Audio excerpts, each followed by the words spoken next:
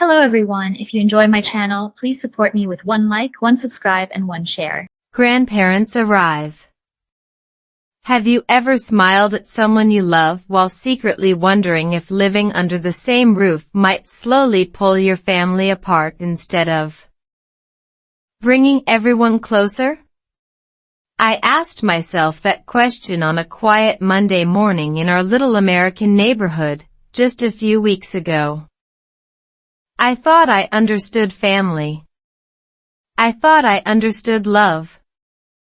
But the day my husband's parents rolled two old suitcases through our front door, everything I believed about home, marriage, and even simple English conversations began to change in ways I never expected.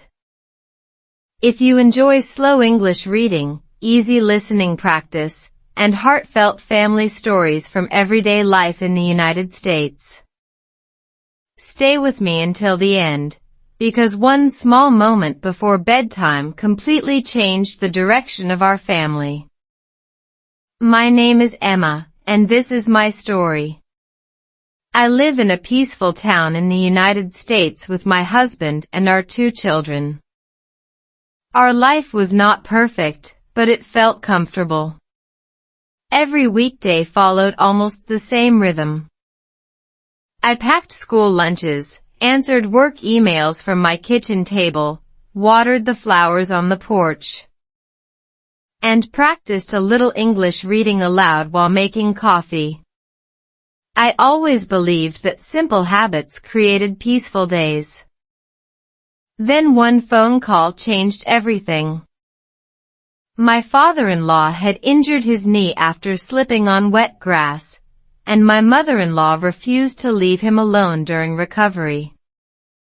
Their doctor suggested they should avoid climbing stairs and spend several weeks with family if possible. Before I could even finish thinking, my husband looked at me with hopeful eyes. "They can stay with us." It sounded so simple. I smiled and nodded.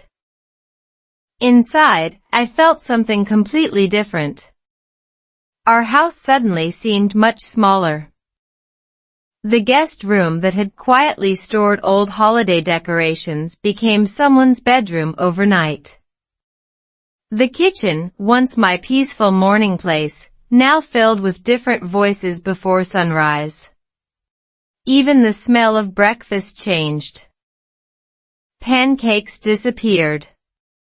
Homemade oatmeal appeared. The children loved it. I wasn't sure how I felt. Still, I kept telling myself one sentence: everything will be okay. I even wrote it on a small sticky note beside my coffee machine because I wanted to practice reading simple English every morning. Everything will be okay. Slowly. Clearly. One sentence at a time. To my surprise, my mother-in-law joined me on the second morning. She pointed at the note and smiled. Everything will be okay. We laughed together after saying it twice. Then 3 times. Soon it became our tiny morning tradition. That was the first unexpected gift hidden inside this new chapter. The children started repeating simple English sentences before school. My father-in-law joked that he was becoming the oldest English student on our street. Even dinner conversations became slower, kinder, and somehow warmer because everyone tried to speak clearly enough for everyone else to understand. It felt beautiful. At least on the surface. Because families rarely change all at once. They change in quiet moments. A longer pause at the dinner table. A different look between husband and wife. A bedroom door closing just a little harder than usual. I noticed those little things, but I pushed the worries away. Until one rainy evening. I walked downstairs for a glass of water after everyone had gone to bed. The kitchen light was still on. My mother-in-law was sitting alone at the table. She was holding an old photograph. And when she quietly whispered, "I don't think I belong here," my heart stopped. A different routine. What would you do if the person sitting across from you smiled all day, helped everyone in the house, never complained once, and then quietly admitted they felt like they no longer belonged anywhere? I couldn't stop thinking about those words. They echoed through my mind while I folded laundry, packed lunches, and drove my children to school. I had believed the hardest part would be sharing our home. I was completely wrong. The real challenge was learning to see the feelings people carefully hide behind polite smiles. That lesson changed my family forever, and it began with one unexpected breakfast. The next morning, I acted as if I had heard nothing the night before. My mother-in-law greeted everyone with her usual warm smile. She served oatmeal with fresh blueberries, reminded the kids to bring their jackets because the weather forecast predicted afternoon rain, and asked my husband if his meeting started at 9 or 10. She looked calm. She sounded calm. But now I noticed something I had missed before. Every time she finished helping someone else, she quietly looked around the room, almost as if she were checking whether there was still a place for her in our home. That small glance stayed with me. After everyone left, I invited her to sit on the back porch with 2 cups of tea. The morning air felt cool, and the maple trees in our neighborhood moved gently in the breeze. We listened to birds for a while before either of us spoke. Instead of asking difficult questions, I picked up the little notebook I used for slow English practice. I pointed to one sentence. "I feel thankful." She smiled and repeated it slowly. "I feel thankful." Then she surprised me. She looked at me and softly added another sentence without reading. "But sometimes I feel invisible." The words were simple. The meaning was not. I reached across the table and held her hand. For several seconds, neither of us spoke. I realized that practicing easy English was doing something unexpected. Because we spoke slowly, we also listened more carefully. Nobody rushed to interrupt. Nobody searched for perfect words. We simply stayed present. That afternoon, I decided to change one family habit. Instead of everyone eating whenever they were free, I suggested we share dinner together every evening. No phones. No television. Just conversation. The first dinner felt awkward. The children giggled. My father-in-law joked that family dinners should come with dessert first to make everyone happier. Even my husband laughed. Then I introduced a tiny game. Each person would say one simple English sentence about their day. Nothing complicated. Just one sentence. My daughter smiled. "I helped my friend today." My son proudly said, "I cleaned my room." My husband looked at me. "I love eating together." Then my mother-in-law quietly whispered, "I feel at home." For the first time since moving into our house, I saw real peace in her eyes. I thought we had found the answer. I truly believed the hardest days were behind us. But life has a strange way of testing hope exactly when it begins to grow. 3 evenings later, while clearing the dinner table, my youngest son innocently asked one question that froze the entire room. He looked at his grandparents and said, "How long are you staying?" No one answered. Not even me. Small misunderstandings. Have you ever watched an ordinary family dinner turn completely silent because of one innocent question? No shouting. No broken plates. Just a few simple words that suddenly made everyone look at their own hands instead of each other. That was the moment I realized families are not usually separated by big arguments. They drift apart through tiny misunderstandings that quietly grow in the spaces where nobody explains what they truly feel. I wish I had spoken sooner, because what happened over the next 2 days changed every relationship inside our home. The dining room became strangely quiet after my son's question. "How long are you staying?" He had asked with the pure curiosity only a child could have. There was no hidden meaning. No intention to hurt anyone. But adults often hear fears instead of words. My father-in-law forced a small smile and reached for his glass of water. "We're not sure yet," he answered softly.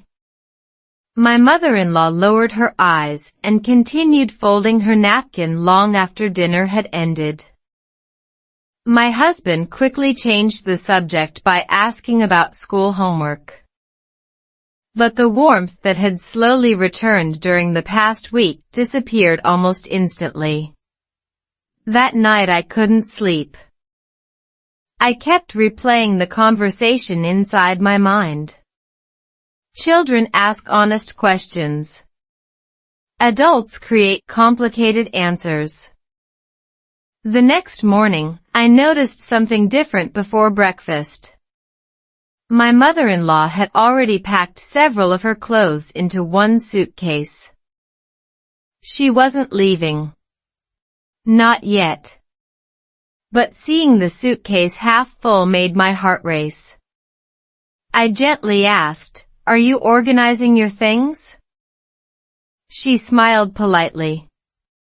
"I don't want to be a burden." That sentence hurt far more than I expected. Because nobody in our family had ever used that word. Burden.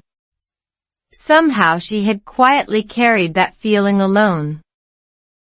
Later that afternoon, while the children finished their homework, I suggested another simple English practice. Only one sentence. One feeling. One truth. I wrote 3 words on a small whiteboard. I am here. Everyone repeated the sentence slowly. I am here. Then I asked each person to finish it with a few more words. My daughter smiled first. I am here for Grandma. My son looked embarrassed about his dinner question. I am here, and I like everyone together. My husband took a deep breath before speaking. I am here because family comes first. Finally, everyone looked toward my mother-in-law. She stayed quiet for several seconds. Then she whispered, almost too softly to hear. I am here, but I don't want anyone to change their life because of me. No one answered immediately. Sometimes silence is kinder than interruption. I walked over and hugged her. Not because I had the perfect words. Because I didn't. That evening our family laughed again while baking chocolate chip cookies. Flour covered the kitchen counter. My father-in-law accidentally dropped a spoon. The children laughed until they cried. For a little while everything felt wonderfully normal. Then my phone buzzed. It was a text message from my husband's older sister. I heard Mom and Dad might be moving again. Why didn't anyone tell me? I stared at the screen. Nobody had said they were moving. Nobody had even discussed it. I slowly looked across the kitchen. My father-in-law noticed my expression. Without saying a word, he quietly slipped his wedding ring off his finger, turned it once in his hand, and slipped it back on again. It was such a tiny movement. But somehow, deep inside, I knew another secret had been hiding in our family long before those 2 suitcases ever crossed our front door.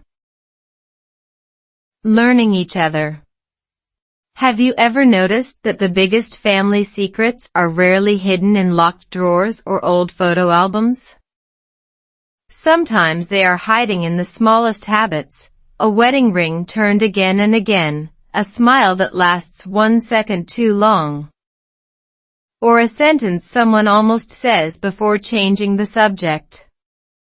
I couldn't stop thinking about my father-in-law twisting his wedding ring in silence.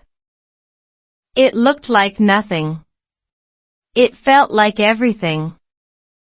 And before the weekend arrived, I discovered that our home was carrying far more than 4 generations under one roof. It was carrying years of unspoken fears. The next morning, sunlight filled our kitchen just as it always did.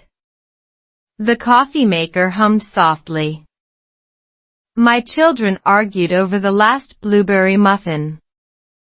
My husband searched for his car keys, which were somehow always in the same place he forgot to check first.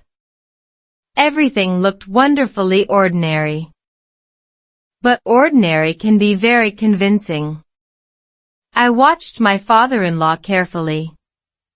He laughed at my son's jokes. He complimented my daughter's drawing.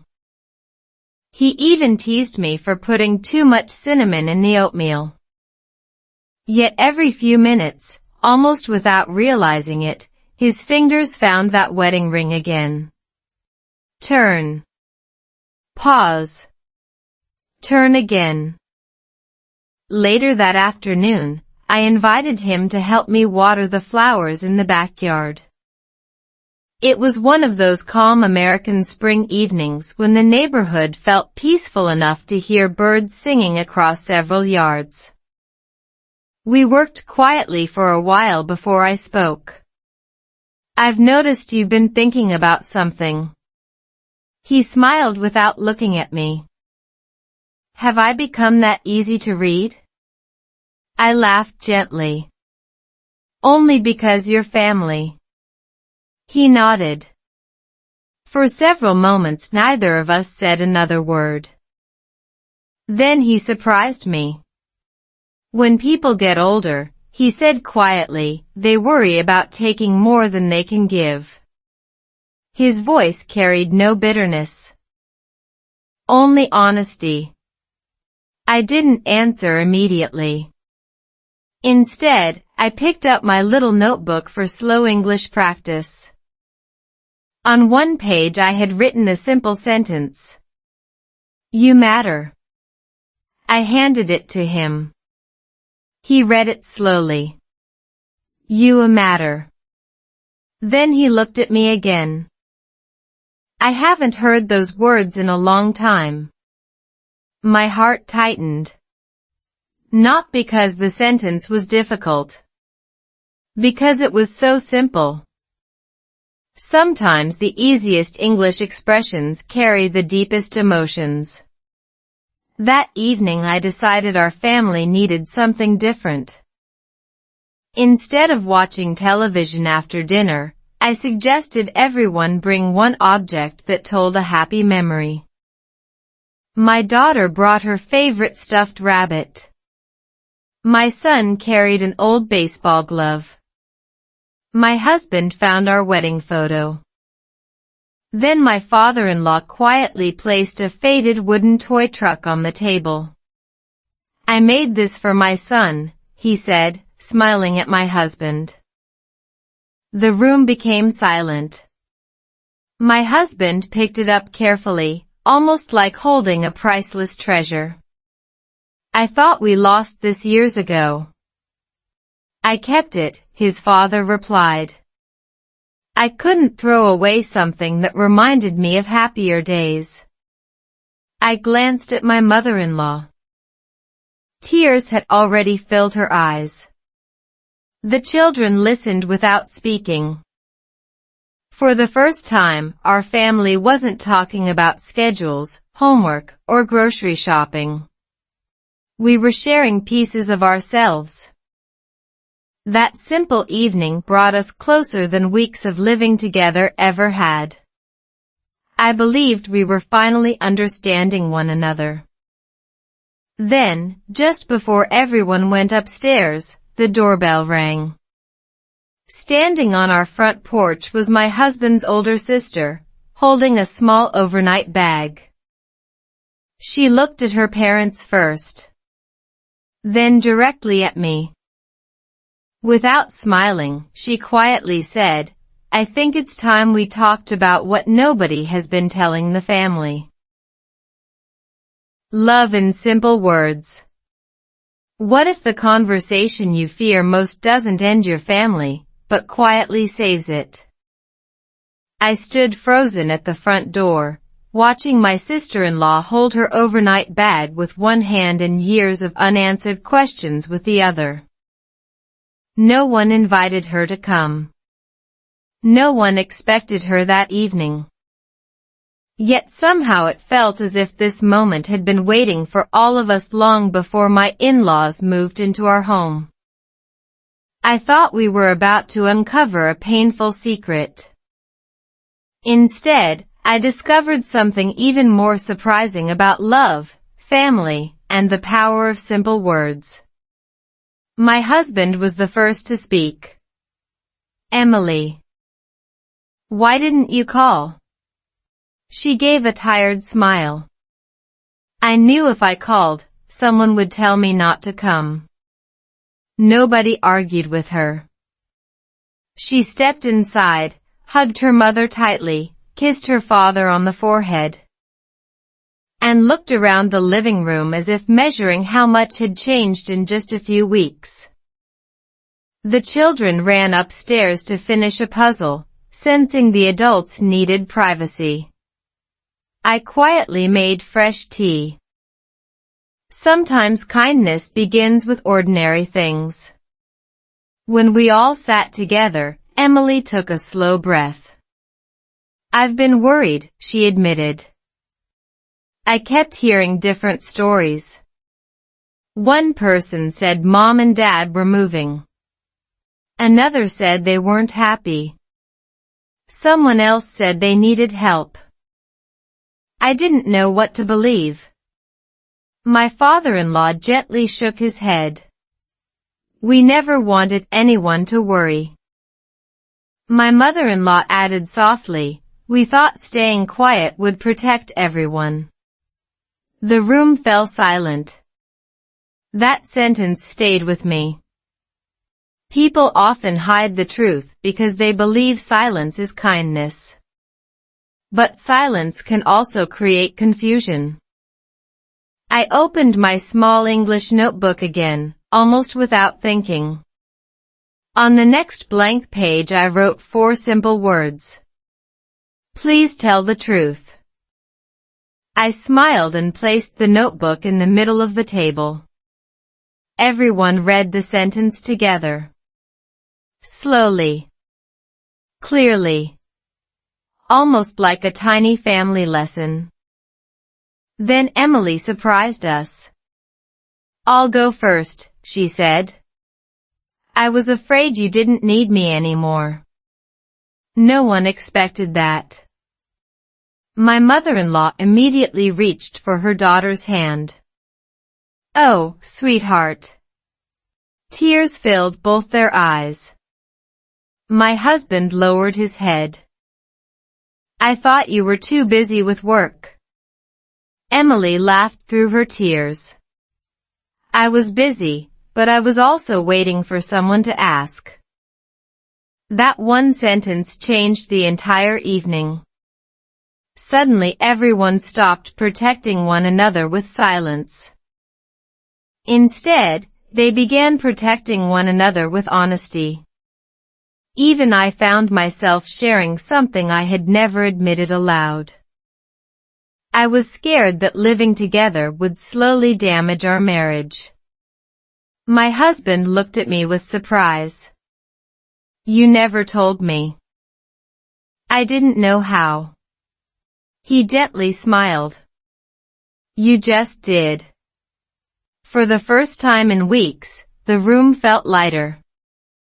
Not because every problem had disappeared. Because every person finally felt heard. Before going to bed, my daughter asked if we could practice one more English sentence together. Everyone agreed. She carefully wrote on the whiteboard. We are together. The children repeated it. My husband repeated it. Emily repeated it. Then my father-in-law looked at my mother-in-law before quietly saying the sentence one last time. We are together. He reached for her hand exactly the way he must have done decades ago. She smiled with the kind of smile that only lifelong love can create. I thought the hardest chapter of our story had finally ended. But just as I turned off the kitchen lights, I noticed an unopened envelope on the hallway table. It had arrived in that afternoon's mail. My father-in-law picked it up. His smile disappeared. Across the front, in bold letters, were the words that instantly changed the mood inside our home once again. Final notice. Family around one table. Have you ever watched one unopened envelope steal every smile from an entire room? It wasn't a loud argument or a dramatic phone call that shook our family. It was a single piece of mail resting quietly on our hallway table. Just seconds earlier, we had been laughing, practicing simple English together, and believing we had finally found peace. Then my father-in-law saw the words final notice, and I realized that sometimes the greatest storms arrive folded inside ordinary paper. No one spoke. The house, which had been filled with warm voices only moments before, suddenly became so quiet that I could hear the refrigerator humming in the kitchen. My father-in-law stared at the envelope. My mother-in-law looked at him instead of the letter. My husband slowly stepped closer. Do you want me to open it? He asked gently. His father shook his head. I'll do it. His hands trembled just enough for me to notice. He carefully opened the envelope and unfolded the papers inside. I expected terrible news. Medical bills. Legal documents. Something that would force another painful conversation. Instead, he let out a long breath and quietly laughed. Not a happy laugh. The kind people make when weeks of worry suddenly become too heavy to carry. My husband read the letter over his shoulder. Then he smiled. It isn't what we thought. Every pair of eyes turned toward them. The notice came from the retirement community where my in-laws had been living before staying with us. They had forgotten to complete several routine housing forms. And the management office had automatically sent a final reminder before closing their file. There was no emergency. No eviction. No financial disaster. Just paperwork. We all laughed with relief. Even the children, who had quietly come downstairs after hearing the silence, joined us without fully understanding why everyone suddenly looked happier. That night changed something inside me. Fear had been telling stories that reality never intended to write.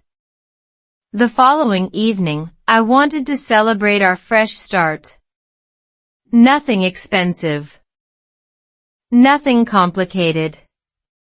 Just dinner together.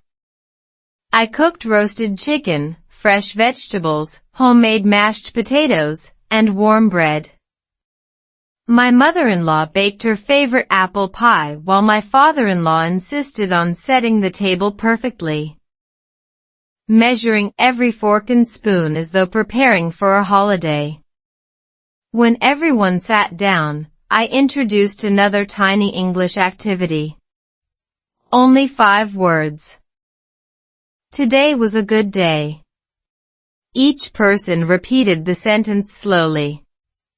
Today was a good day. Then everyone added one reason. My son smiled. I played outside with Grandpa. My daughter laughed. Grandma taught me a pie recipe. Emily looked around the table. I forgot how nice family dinners feel. My husband looked at me. I'm thankful we slowed down. Finally, my father-in-law spoke. I stopped worrying today. His words sounded simple, but they carried weeks of hidden fear. As we continued eating, stories began flowing naturally. The children wanted to hear funny memories from years ago. Emily shared old family photographs on her phone. My mother-in-law laughed so hard that tears rolled down her cheeks when my husband admitted he once tried to make pancakes at age 12 and accidentally used salt instead of sugar. For the first time since everyone moved into our home, the house no longer felt crowded. It felt full. Full of voices. Full of memories. Full of second chances. Later that night, while putting leftovers into the refrigerator, my smartwatch buzzed with a neighborhood security alert. A camera had recorded someone walking slowly across our front yard just after sunset. Curious, I opened the video. The figure stopped beside our mailbox, looked directly toward our house, then quietly left something on the front porch before disappearing into the darkness. The package hadn't been there during dinner. Someone had delivered it without knocking, and none of us had any idea who it was from. A difficult season. What would you do if a mysterious package appeared on your front porch in the middle of a peaceful family evening? Would you open it immediately, or wonder why someone chose your home without leaving a name? I barely slept that night. Every possibility ran through my mind. A mistake. A surprise. Bad news. By sunrise, the unopened package had become the center of everyone's attention. And none of us realized that what waited inside would not test our courage, it would test how deeply our family had learned to trust one another. The morning sunlight reached our front porch before anyone else did. My husband opened the front door slowly. The small brown package was still there. No return address. No handwritten note. Only our family name printed neatly across the top. The children bounced with excitement. Can we open it? My father-in-law smiled. Let's all do it together. We carried the box into the kitchen and placed it in the middle of the table where we had shared so many dinners during the past few weeks. For a second, nobody touched it. Then my mother-in-law carefully untied the string wrapped around the box. Inside was another smaller package. And beneath it, an envelope. This one had no frightening words printed across the front. Only one sentence. For the family that stayed together. I looked at my husband. He looked just as confused. Inside the envelope was a short handwritten letter. It came from one of our neighbors. She explained that she had quietly watched our family gathering on the porch almost every evening.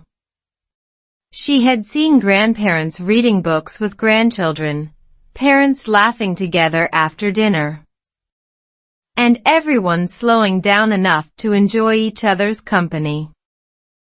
She wrote that after losing her own parents several years earlier, those simple moments reminded her of what family could look like. The smaller package held an old handmade wooden picture frame. Attached was another note. Filled this with a memory. Nobody spoke for several seconds. Then my daughter hugged the frame against her chest. It's beautiful. It wasn't expensive. It wasn't perfect. But somehow it became one of the most meaningful gifts our family had ever received. That afternoon we decided to take a new family photo in our backyard. Nothing formal. Just real smiles. The children stood between their grandparents. Emily stood beside her parents. My husband wrapped one arm around me. The camera timer began counting down. 3, 2, 1. Click. When we looked at the picture, everyone laughed because my father-in-law had blinked. So we took another. Then another. Soon the children were making funny faces. Even my usually serious husband couldn't stop laughing. Sometimes happiness arrives quietly. Not through grand celebrations, but through ordinary afternoons that nobody plans. Later, while printing our favorite photo, I opened my English notebook again. This time I wrote a new sentence. We grow together. Everyone repeated it slowly. We grow together. My mother-in-law smiled. That sentence feels true. It really did. Not because life had suddenly become easy. Because every challenge had slowly taught us something about patience, listening, and love.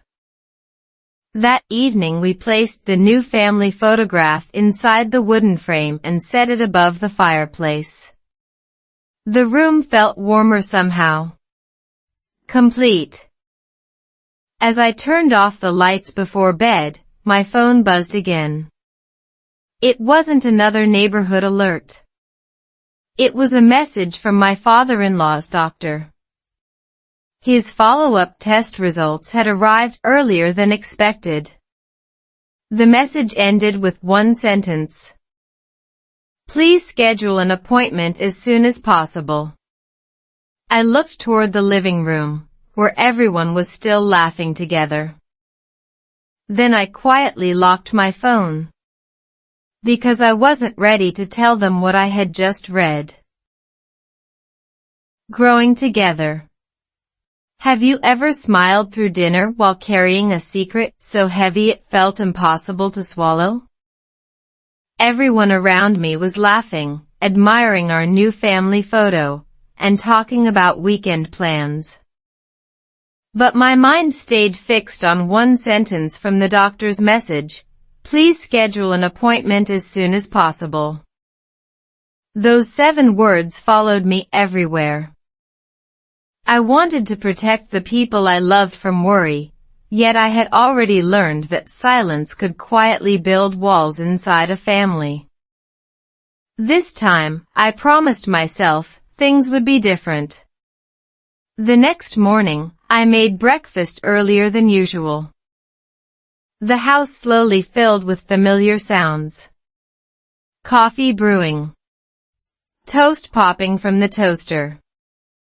My grandson and granddaughter arguing playfully over who would feed the family dog. For a brief moment, everything felt perfectly normal. I watched my father-in-law reading the newspaper at the kitchen table. He looked relaxed. He even laughed at the crossword puzzle after guessing the wrong answer twice. It became harder to believe anything could be wrong. After breakfast, I quietly asked him if we could take a short walk around the neighborhood. The sidewalks were lined with green trees, and the warm American summer air carried the smell of freshly cut grass. We walked slowly. His knee had almost fully recovered. Before I could find the right words, he smiled at me. "You received the doctor's message, didn't you?" I stopped walking. "You knew?" He nodded gently. "They always copy me on important updates." I looked down at the sidewalk, feeling almost embarrassed. I didn't want to frighten everyone. He placed a reassuring hand on my shoulder. Neither did I. For a few quiet seconds, we simply stood there. Then he surprised me. "I've learned something while living here," he said. "Families become stronger when they face uncertainty together." His words reminded me of every evening we had spent practicing simple English around the dinner table. Short sentences. Honest feelings. No perfect grammar. Just real conversations. That afternoon, I wrote another sentence in my notebook. We face life together. When everyone gathered after dinner, I showed them the page. We repeated the sentence slowly. We've faced life together. Then I took a deep breath. "I need to tell you something." The room immediately became quiet. I explained the doctor's message exactly as I had received it. No dramatic guesses. No frightening assumptions. Just the truth. Instead of panic, something unexpected happened. Emily reached for her father's hand. My husband offered to drive him to the appointment. My mother-in-law smiled with calm determination. The children hugged their grandfather without even asking complicated questions. No one blamed me for waiting until dinner. No one became angry. Because this family had changed. We no longer filled silence with fear. We filled it with support. That evening, we didn't watch television. Instead, we sat together on the back porch as the sun slowly disappeared behind the trees. The children practiced easy English with their grandparents. I love my family. We are together. You are strong. The words were simple enough for beginners. Yet somehow they carried more meaning than long conversations ever could. As darkness settled across our quiet neighborhood, I realized something beautiful. Learning English one sentence at a time had also taught us how to love one another one sentence at a time. I believed we were finally ready to face whatever the future might bring. Then my father-in-law's phone rang. He listened silently for nearly a minute. When the call ended, he looked at all of us with tears in his eyes. "I have news," he whispered. "But none of you are going to expect what the doctor just told me." A home full of hope. What if the phone call you feared for days ended with tears, but not for the reason you imagined?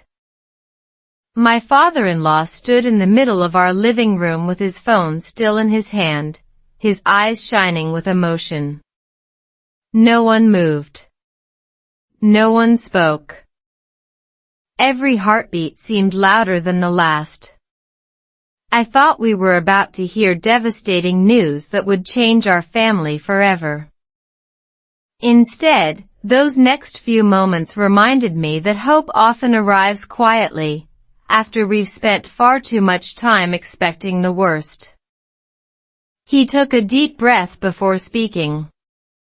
The doctor reviewed all of my test results again. His voice trembled. They found that the earlier concern was not as serious as they first believed. My mother-in-law covered her mouth. Emily closed her eyes. My husband let out the longest breath I had heard in weeks. "The specialist still wants regular checkups," my father-in-law continued, "but they don't believe surgery is necessary right now." For one silent second, nobody reacted. Then our daughter ran across the room and wrapped both arms around her grandfather. "I knew you'd be okay," she whispered. Soon everyone was hugging at once. The room filled with relieved laughter. Even tears looked different now. Not heavy. Not fearful. Just grateful. That evening felt unlike any other since my in-laws had moved into our home. We ordered pizza instead of cooking. The children convinced everyone to play board games after dinner.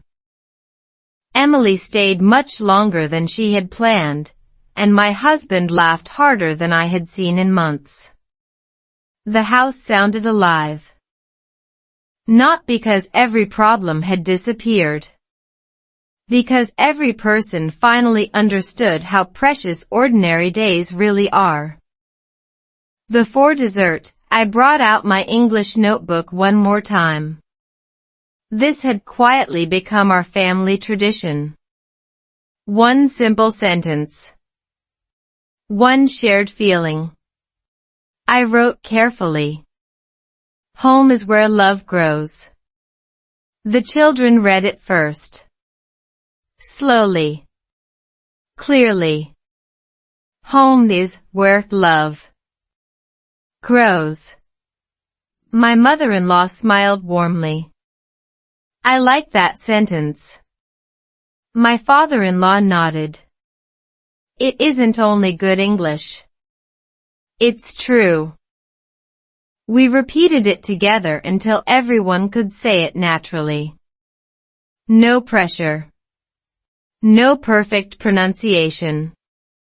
Just patient voices around one table. I realized something beautiful. Learning simple English had never really been about vocabulary. It had given us permission to slow down. To listen. To wait before answering. To notice emotions hidden between words. Those small lessons had quietly transformed our family. A few days later, we printed another photograph. This one was different from the first. Nobody posed. Nobody looked at the camera. The picture captured my father-in-law helping our son plant flowers while my mother-in-law and daughter laughed nearby. I was standing on the porch with my husband, watching all of them together. It wasn't a perfect picture. It was a real one. We placed it inside the wooden frame our neighbor had given us. Underneath the photo, my daughter carefully wrote our favorite English sentence. We grow together. Every visitor who entered our home stopped to read it. Every time I walked past that frame, I smiled. I thought our story had finally reached its peaceful ending. Until late one afternoon, while organizing old family papers with my mother-in-law, an aged envelope slipped from the pages of a photo album. Across the front, written in faded blue ink, were just 6 words. Open this when we live together. None of us had ever seen it before. Our happy ending. Have you ever found an old letter that seemed to know your future long before you did? The faded envelope in my hands didn't look valuable. It wasn't sealed with gold or tied with a ribbon. It simply carried 6 handwritten words, "Open this when we live together." My heart raced. None of us remembered seeing it before, yet somehow it had been waiting patiently through the years for this exact moment. As our family gathered around the dining table, I realized this letter might hold the final piece of a story none of us fully understood, and what we discovered inside changed the meaning of home. Forever. My father-in-law carefully opened the envelope. The paper inside had yellowed with time, but the handwriting was still clear. He smiled the moment he recognized it. "I wrote this," he whispered. Everyone looked at him with surprise. "You did?" my husband asked. His father nodded. "I wrote it years ago, after your mother and I talked about what family might look like one day." He slowly began to read. "If we ever have the chance to live under one roof again, I hope we remember one simple truth.